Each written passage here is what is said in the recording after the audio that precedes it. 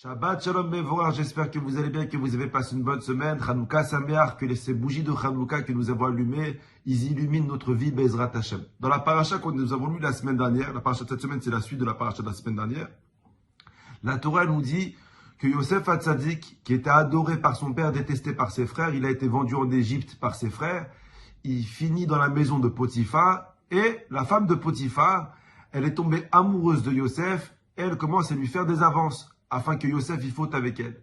Le Midrash, il dit, afin d'attirer l'attention de Yosef sur elle, la femme de Potiphar, elle a essayé de nombreux stratagèmes. Elle a commencé à se changer plusieurs fois par jour. Le Midrash dit comme quoi, elle se changeait 3 fois de tenue par jour. Rien que Yosef, il la regarde, mais malgré tout, Yosef, il l'ignorait. Elle s'est changée de coiffure, elle se maquillait, elle se changeait de parfum. Yosef, il l'ignorait. Elle est partie voir Yosef. Elle lui a dit, écoute, qu'est-ce qu'il faut pour que tu fautes avec moi? Il te faut de l'argent. Je te donne de l'argent. Yosef, il l'ignorait. Elle est même partie jusqu'à proposer à Yosef sa liberté. Elle a dit à Yosef, écoute, t'es prisonnier. Faute avec moi et je te libère. Et tu retournes chez ton père en Israël.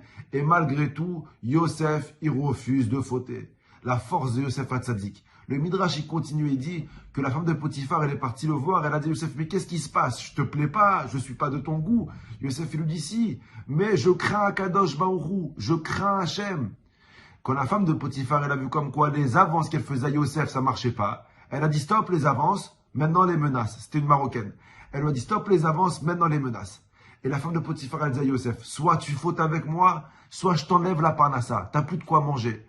Et Yosef, il lui répond, c'est Akadosh Baruch la source de la parnassa. T'as beau essayer de vouloir m'enlever la parnassa. Si Hachem, il veut donner la parnassa à une personne, il la donne. Et la femme de Potiphar, elle dit à Yosef, soit tu fautes avec moi, soit je te jette en prison. Et Yosef Hatzadik, il lui répond, Hachem Matir Asurim, c'est Akadosh Baruch qui délivre les prisonniers. Et elle lui dit, soit tu fautes avec moi, soit je te brise, je te casse en deux. Et Yosef Hatzadik qui lui répond, Hachem Zokef Kefufim, Akadosh Baruch il redresse ceux qui sont courbés. Et la femme de Potiphar elle dit à Yosef, faute avec moi ou je t'arrache les yeux. Et Yosef il lui répond, Akadosh Baruch Pokeach Ivrim, Hachem il rend la vue aux aveugles. Toutes les brachot de Birkot HaShachar que nous faisons chaque matin, c'est en fait la discussion qu'il y a eu entre la femme de Potiphar et Yosef, et les réponses que Yosef lui donnait pour pas fauter. Quand elle voit comme quoi les avances ne marchent pas, quand elle voit comme quoi les menaces ne passent pas, elle décide de passer à l'action. Et la Torah nous dit, Vatit peseu bevigdo. Elle attrape Yosef par son vêtement. Elle veut fauter avec lui. Et qu'est-ce qu'il fait Yosef? Vayanos begado achutza. Il abandonne son vêtement et il se sauve. Après cette histoire, on sait, il est accusé malheureusement par la femme de Potiphar de viol et il va aller 12 ans en prison. Rabotai, j'ai lu un Rav qui donne une très belle explication. Il dit, ça veut dire quoi, Vatit peseu bevigdo? Elle a attrapé par son vêtement. Pourquoi la Torah nous donne c'est un détail dans l'histoire. Pourquoi la Torah nous dit ça? Le Rav, il dit, Beged, il peut avoir 2 significations. La première signification, comme je viens de vous dire maintenant, un vêtement.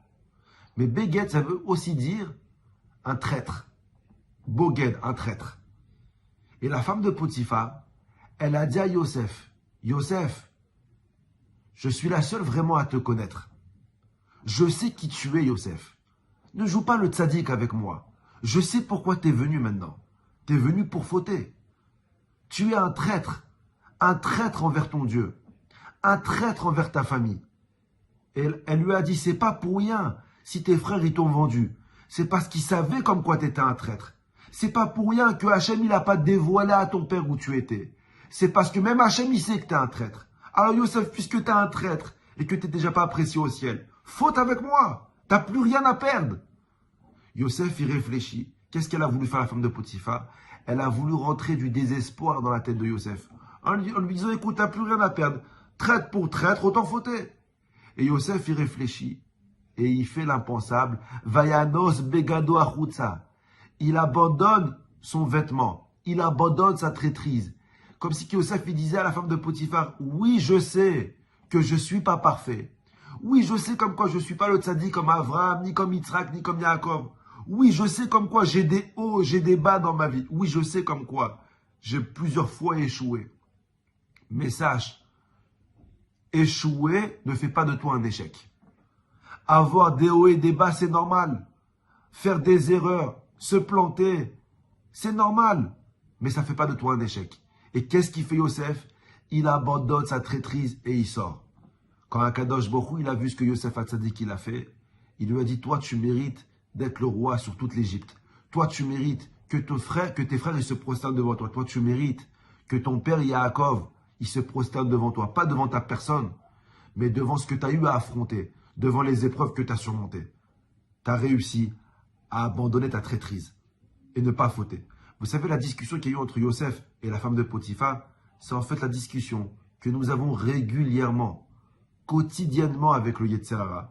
À chaque fois que nous voulons faire une bonne mitzvah, à chaque fois qu'on veut faire une bonne action, à chaque fois qu'on veut s'améliorer, qu'on veut se corriger, qu'on veut devenir une meilleure personne, un meilleur père, un meilleur mari, un meilleur fils, un meilleur frère, chaque fois qu'on veut faire quelque chose de bien, le Yetzer Hara vient et nous dit « Mais arrête, ça sert à rien, t'arriveras pas, je te connais, je sais qui tu es, je sais ce que tu vaux, t'es un traître. » C'est quoi notre travail? Vayanos begado achutza, d'être capable de différencier l'échec d'échouer. On peut échouer sans être un échec. On peut avoir fauté et on peut se relever. On peut avoir fait des erreurs et les corriger. Le travail d'un juif, c'est de boucher ses oreilles face aux accusations du Yetzer Hara et d'être capable de tourner la page. Bracha v'atzlacha la semaine prochaine.